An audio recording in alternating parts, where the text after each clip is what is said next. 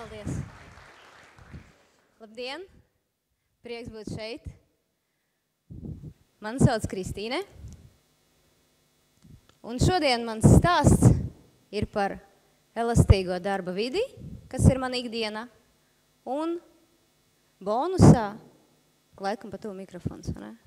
Un bonusā par attiecību veidošanu, kas ir mana aizraušanās un profesijas fokusā. Un manas vērtības ir ģimene un profesionalitāte. Vispirms gribētu iedot cepumiņu organizatoriem par ārkārtīgi trāpīgu un aktuālu tēmu, ko viņi ir iedevuši šīm pasākumam. Cilvēku faktors. Un cilvēku faktoru apdraud mūsdienās vietu faktors, kuru mēs sastopam ik uz soļa. Kafejnīcās, kur mēs vairāk pievēršamies ierīcei nekā ēdienam, tādos pasākumos kā šis, kur, manuprāt, mums sanāk biežāk uzsmaidīt ierīcei nekā blakus sēdētājam. Nekad nav pavēlu uzsmaidīt blakus sēdētājam. Un, lai gan mēs šobrīd esam 2 reiz vairāk komandās iesaistīti kā pirms 5 gadiem, un arī 80% no tā, ko mēs daram, ir saistīts ar citiem cilvēkiem, cilvēku faktors ir apdraudēts. Arī Gartners saka, ka 2020. gadā 85% no patērētāja un biznesa saziņas notiks bez cilvēku iesaistes. Tāpēc milzīgs prieks, ka mēs šodien runājam par cilvēku faktoru. Runājot par elastīgo darba vidi, es skatīšos uz to no 2. Viņš pats ir izdomājis ļoti radoši ierīci. No 2 prizmām – darbinieki un vadītāji. Microsoft Latvija kolektīvam es pievienojos 2010. gadam un šobrīd atbildu par Microsoft komunikāciju Baltijā. Mans darbs ir uz rezultātu vērsts. Nav būtiski, kur es to izdaru. Man nav laika kontrols, es varu strādāt jebkurā laikā un vietā. Arī man nav jābūt darbā, lai sēdētu konkrētajā vietā. Un tas ir svarīgi, jo ir būtiski tikai rezultāts. Tas, ko es izdaru. Un arī atnākot uz darbu, ja es atnāku uz darbu, protams, tad es varu sēdēt jebkurā, kaut kā jocīgi, jebkurā vietā, ja mums ir atvērtā tipa birojas un ir monitors un klaviatūra, mēs nākam ar savu klēpjdatoru un sēžamies un strādājam. Vai arī, ja mums ir visu dienu zvani vai tikšanās, mēs varam iet uz kādu mazāku telpu un sēdēt visu dienu tur. Un tas ir būtiski, jo, ja mums brauc kolēģi no kaimiņu valstīm vai reģiona, kas atbalsta vietējo komandu, un atnākot uz biroju, viņi jūtās gaidīti un vienlīdzīgi ar pārējiem. Arī mūsu vadītājai nav sava kabineta ar ādas krēslu. Kā mēs dzirdējām, mūsdienu fenomens ir, ka darba vidē satiekās 4. Bet tad man nebūs roku nekas, jā? Labi? Ir labāk. Paldies. Tagad man nepiestāvēs šis un šis, bet labi. Tā, runājot par mūsdienu fenomenu, ka 4-5 paudzes satiekās vienā darba vidē, tas ir izaicinājums, kā mēs sapratām un kā mēs paši arī zinām. To, ko no darba devēja sagaida gadu mijas vai digitālie bērni, protams, atšķirās no tā, ko sagaida veterāni vai pēckara dzimušie. Lielisks stāsts no mana vadītāja Maikla pieredzes, kurš atbild par 15 valstīm reģionā. Pie viņam atnāca jaunietis, kurš ir izgājis visu pārbaudas kārtas, un viņiem jāvienojās par nosacījumiem. Un tad jaunietis beigās prasa, vai es varu strādāt 4 dienas nedēļā? Protams, arī saņemt mazāk, jo piekdienās es gribu sērfot. Labi. Vadītājs izskaidroja, ka mēs šeit tā kā nekontrolējam nevienu, un kad viņš aicināja pašam sabalansēt savu aktivitāti darbam un ārpus darba lietas. Runāt par laiku un laika kontroli.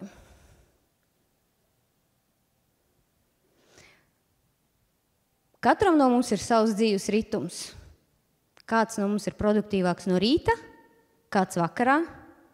Kādam ir svarīgi no rīta izskriet krosu, lai viņš visu dienu ir modrs. Un kādam ir ārkārtīgi būtiski savu bērnu aizvest uz dārziņu, ievest iekšā, mierīgi noģērbt, samīļot, nevis iegrūst ģērbtuvē un atvainoties audzinātājiem, kad jāskrien, jo 8:30 jānopīkstina kartiņa. Jums tā ir gadījies? Nav gadījies, vai cik jauki? Bet tāpatās es neredzu un nesaprotu, kāpēc vajadzētu braukt tieši sastrēguma laikā. 2 reiz ilgāk laiks un nospiedums uz vidi arī tomēr paliekošs. Tāpēc elastīgs darba laiks ir cilvēkiem draudzīgs.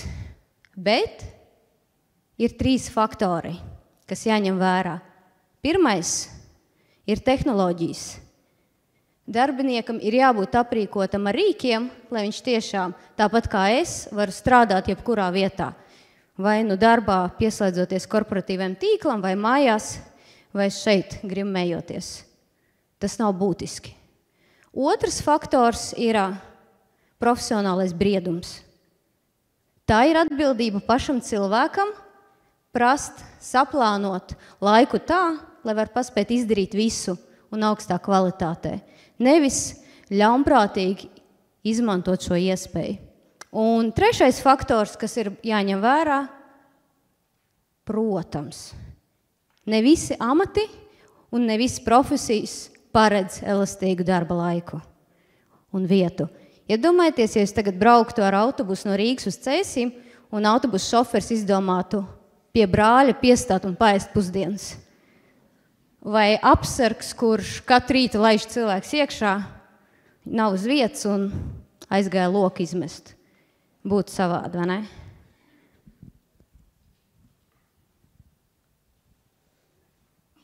Ir svarīgi arī dot laiku izaugsmē, kā minēja runātāji pirms manis, un arvien biežāk mēs dzirdam, ka darba devēji darba laikā sniedz iespēju augt darbiniekiem, pilnveidoties un izglītoties. Arī mums Microsoftā ir dienas mēnesī, kad mēs varam mācīties, vai nu online tiešsaistē klausīties kādas lekcijas, kursus, vai vienkārši sēdēt un lasīt grāmatas. Mums tas ir ielikts kalendārā. Vai arī izmantot 3 brīvprātīgo dienas gadā, kad mēs varam iet un palīdzēt kādām nevalstiskajām organizācijām apgūt kādas prasmes vai zināšanas. Tikpat svarīgi kā strādāt, mācīt strādāt, ir svarīgi arī atpūsties. Kā Haralds pirms manis minēja, es esmu tas cilvēks, kurš vienmēr ir pieejams, jo mana darba specifika paredz, ka man ir jābūt vienmēr tiešsaistē. Un ja es lasu e-pastus vakaros, brīvdienās, atbild vai neatbild, tas ir uz maniem pleciem, bet es esmu vienmēr pieejama. Un pagājušā gada nogalē es nolēmu veikt eksperimentu un pavadīt atvaļinājumu bez interneta. Un ziniet, tas bija grūtākais atvaļinājums, kas man jebkad ir bijis. Mans personīgais vietu faktors droši vien ir pārņēmis virsroku un, ticiet man, strādāt ar e-pastiem. Pat radīt tekstu ir daudz vienkāršāk nekā izklaidēt 3 dēlus. 100% veltīt laiku ģimenei, tas ir grūti, un personīgi es to nemācēju un mācījos no jauna 27 dienas. Bet es aicinu katru pamēģināt nākamajā savā atvaļinājumā veltīt laiku tam, kas jums patiešām personīgi ir svarīgi. Hobijam, mīļam cilvēkam vai ģimenei. Jo ikdienas steigā mums tam neatliek laika. Tā, mēs darbinieks esam izrunājuši. Runājot tālāk par vadītājiem, īstenībā es par viņiem nerunāšu. Jo mēs vairs negribam. Mēs negribam būt vadīti. Mēs gribam būt mīlēti un aprūpēti, un tagad viņš atkal dzīvo savu dzīvi, bet mēs ejam atpakaļ. Līdera uzdevums ir kalpot, uzņemties atbildību un palīdzēt augt. Un līderis ir atbildīgs par vidi, kuru viņš rada. Un patiesībā, ja tā padomā, vide ir vienīgais faktors, kas ir ietekmējams. Mēs nevaram ietekmēt politisko vai ekonomisko situāciju vai procesu, konkurentu rīcību vai laikapstākļus. Bet vide ir tas, ko līderis un organizācija rada. Un cilvēki, darbinieki pielāgojās videi, kurā viņi atrodas. Lielisks piemērs ir Latvijas Universitātes jaunā ēka Pārdaugavā, kur pirms 2 nedēļām es biju ekskursijā. Un gide ar lepnumu stāstīja, ka 1,5 gada laikā telpām vai inventāram nav bijis neviens būtisks apskādējums. Neviens nav iezīmējis vai apzīmējis, jo studenti ir pateicīgi par to moderno vidi, kas viņiem ir dota, un viņi to augstu novērtē. Tāpat arī līderis ir piemērs. Tas pats Maikls, ko es minēju, kurš vada Microsoft biznesu 15 valstīs, katru reizi, kad mums ir komandas zvans, viņš mudina darbiniekus pašiem plānot savu laiku un būt balansā ar darbu un privāto dzīvi. Viņš pats ir kā piemērs. Viņš saka, ka viņam dienas laikā ir būtiski pašam aizvest bērnus uz skolu, no skolas un kādu brīdi pavadīt kopā ar viņiem, kaut vai ielikt baseinā. Un viņš to visu dara. Viņš saplāno dienu tā, lai var visu izdarīt un būt laimīgs.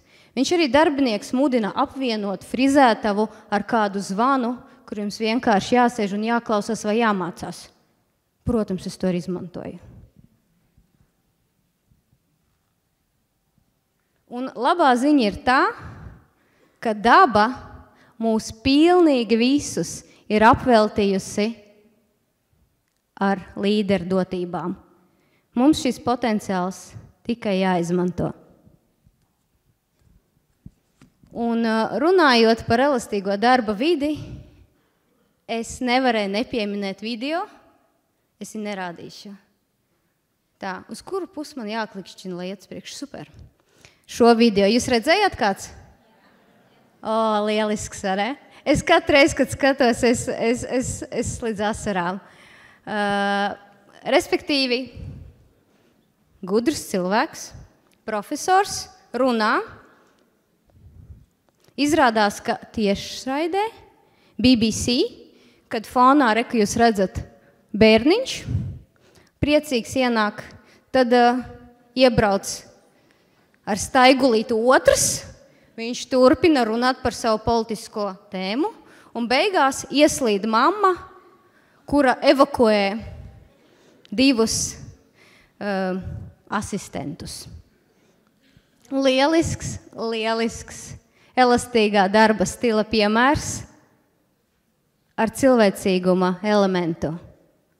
Arī es piekdienās strādāju no mājām, un man arī gadās, ka iekšējos zvanos man pēkšņi uzrodās kāds asistents. Protams, ka es paņemu klēpī, jo bišķiņ pasēšu, tad saprotu, ka tur nekas nenotiek, lai gan es slēdzu video, lai ir personīga komunikācija, un jaunais cilvēks aiziet tālāk, bet tas ir cilvēcīgi. Mēs esam bērni saviem vecākiem, mums ir savi bērni, un mums tiesības būt cilvēcīgiem.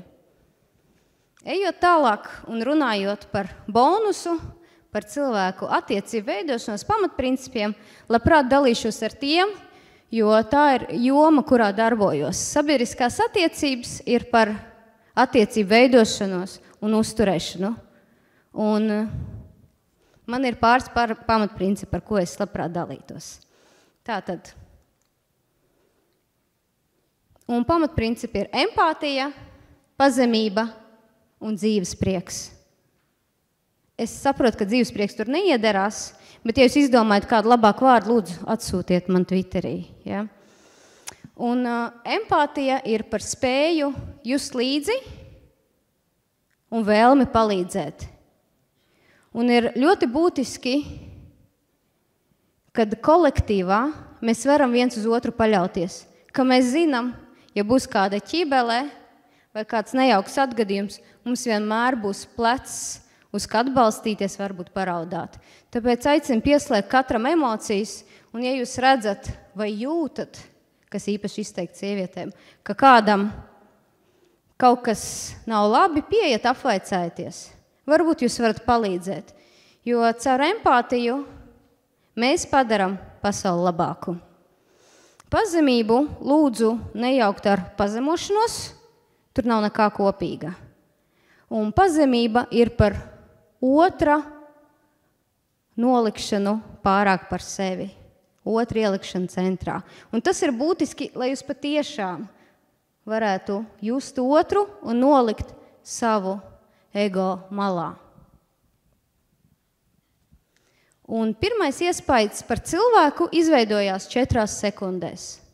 Un iedomājieties, ja šīs 4 sekundes jūs veidojat ar pazemības prizmu. Tās noteikti būs labas un stabilas attiecības, kas izveidosies. Jo dzīves laikā mēs veidojam cilvēka tīklu, cilvēka attiecību tīklu, un sajūtas, kas tajā valda, ir ārkārtīgi būtisks. Es personīgi nevienmēr atceros vārdus, bet es atceros cilvēku sejas. Un kopā ar sejām man saslēdzās emocijas par to cilvēku, tāpēc būsim pazemīgi. Un, kas būtiski, caur pazemību mēs augam un palīdzam augt arī otram, jo katrs cilvēks ir īpašs. Vai jūs esat satikuši kādu vecāku, kurš uzskata, ka viņa bērns nav īpašs? Vai kādu cilvēku, kuram nebūtu kāds lielisks stāsts ar pieredze, ko nodot uz šīs pašas cilvēku faktoru skatuves? Nav. Un dzīvesprieks, pēdējais. Dzīvesprieks ir par mūsu iekšējo starojumu. Un dzīvespriekam, man patīk 3 lietas, arī ir 3 elementi. Tā ir atvērtība, pašapziņa un humors.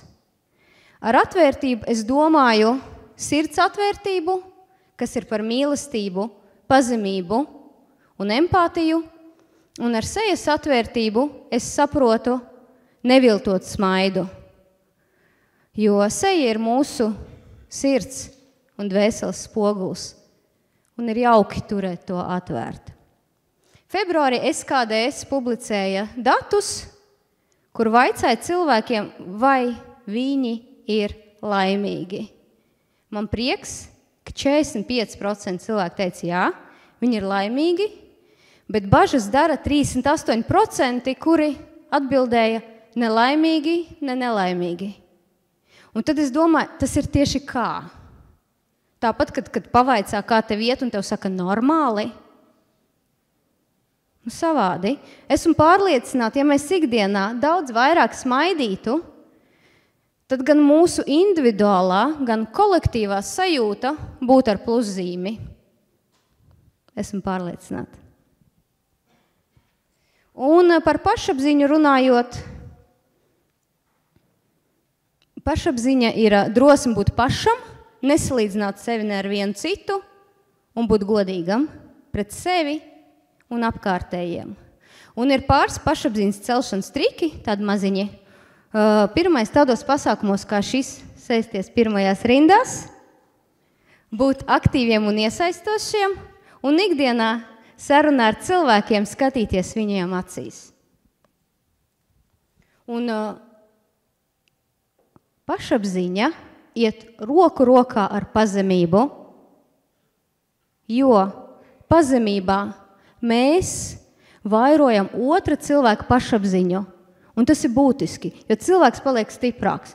Jo augstāk mūsu pašapziņa, jo stiprāki mēs esam ģimenē, kolektīvā un mūsu Latvijā. Un humors. Tā ir pozitīva domāšana, spēja pasmieties par situāciju un par sevi. reti no kuras situācijas var iziet bez smaidu un humora var. Bet, ja gadās tāda situācija, kad tiešām ne humors, ne smaids nelīdz, tad, kā man draudzene saka, 5 minūtes kauna un dzīvojam tālāk. Tas strādā, es izmēģināju. Bet galvenais mācīties gan no panākumiem, gan no neveiksmēm.